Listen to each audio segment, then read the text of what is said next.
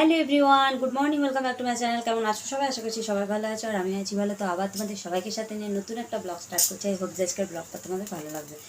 আর সকাল থেকেই ভাবছি যে আজকে ব্লগটা স্টার্ট করব, কিন্তু স্টার্ট করতে পারছি না। আর আজকে তারিখটা একবার বলে দিই, 12ই এপ্রিল, আর এখন টাইম হচ্ছে 8টা 36, আর আজকে বার হচ্ছে শুক্রবার। তো আজকে দুটো দিন আমার জন্য, মানে একটা তো হচ্ছে আজকে হচ্ছে যেটা হচ্ছে নীল সংক্রান্তি, যেটা নীল পুজো বলা হয়।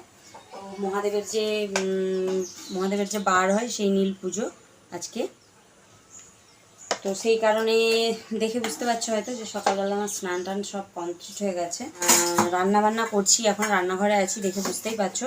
তো স্নান টান সেরে একেবারে বাড়ির ঘরেরও কাজকর্ম সব কমপ্লিট। আজকে নীল সংক্রান্তি প্লাস শুক্রবার, মানে আমি জানো যে উপোস ধরেছি, কয়েকটা ব্লগে দেখেছো, কয়েকটা হয়তো একটা কি দুটো দিয়েছি যে আমি এখন বার করছি সন্তোষী মায়ের, সে আগে করতাম যেমন। তো সেইটাই মানে করছি বলে তারই সেটাও আজকে পড়ে গেছে, সেই পুজোও করতে হবে, সেই উপোস আছে, তার সাথে এটা মানে নীল সংক্রান্তি, তো নীল পুজো যেটা বলা হয়। তো চলো, যেটা চড়ক গাজন এইগুলোতে অনেক জায়গায় হয়, আমাদের এখানে সেরকম কিছু হয় না। মন্দির আছে সামনে, ওই মন্দিরে যাব, পুজো দেবো।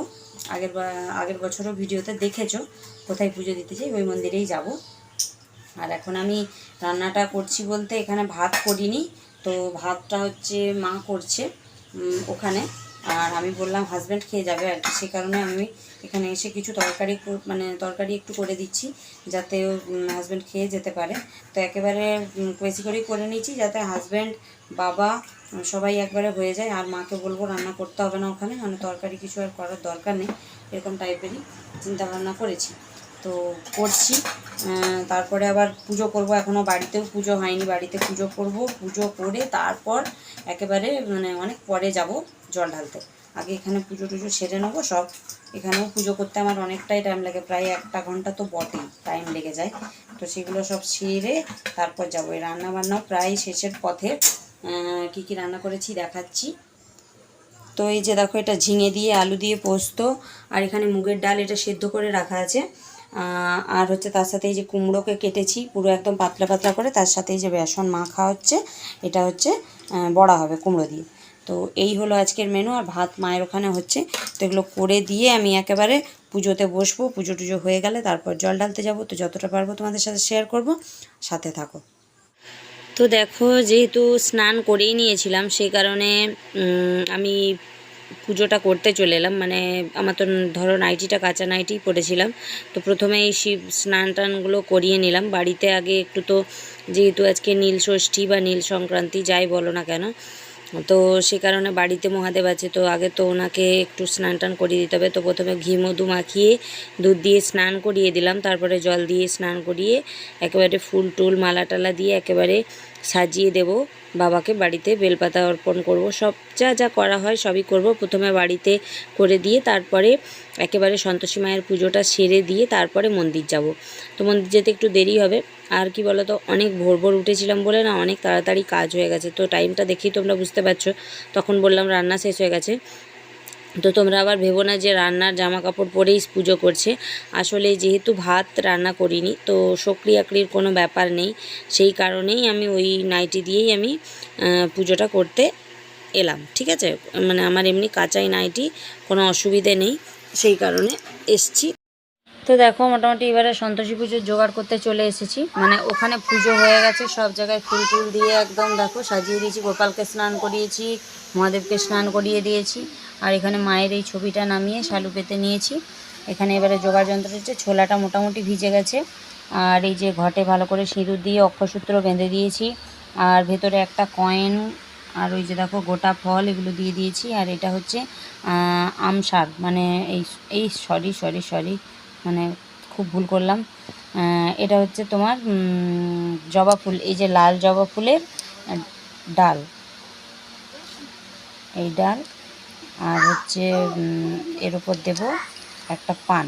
তো এটাও আমাদের গাছের পান, কিন্তু গরমে অবস্থা দেখো। এটাতে একটু সিঁদুর লাগিয়ে দেবো।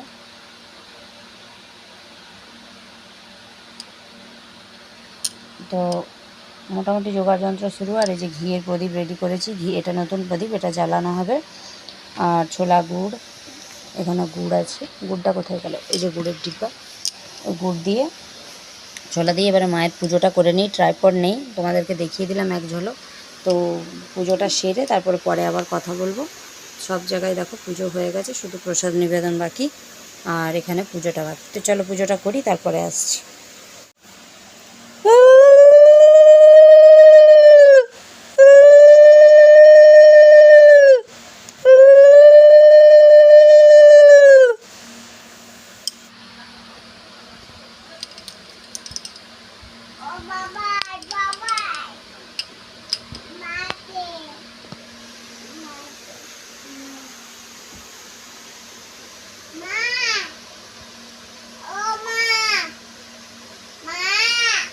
কি হলো?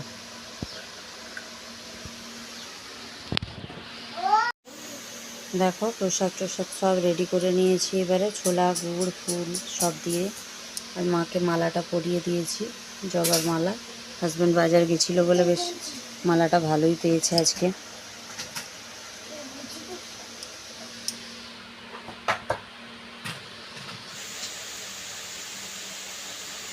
চলো এবারে পুজো করব, মানে অর্ধেক পুজোর কাজ হয়ে গেছে, এবারে শুধু ফুল দিয়ে মাকে মনস্কামনা জানিয়ে মাকে ফুল নিবেদন করব, তাহলেই পুজো কমপ্লিট হয়ে যাবে। তো একটু একটু করে দেখাচ্ছি যেহেতু ট্রাইপড নেই। দেখো পুজো কমপ্লিট, আর এখানে সব গুছিয়ে দিয়েছি, একদম থালা বাসন সব ধুয়ে তুলে দিয়েছি। আর এই যে জল ঢালতে যাব, রেডি হয়েছি। তো জল, এখানে দুধ আছে, একটা গোটা কলা আছে, ঘি মধু মোমবাতি গাঁজা কলকে পৈতে ধূপ, তারপরে এটা আতপ চাল, এখানে আছে মিষ্টি মানে বাতাসা, আর এটা আছে ফুল বেলপাতা। চলো জলটা ঢেলে দিয়ে আসি।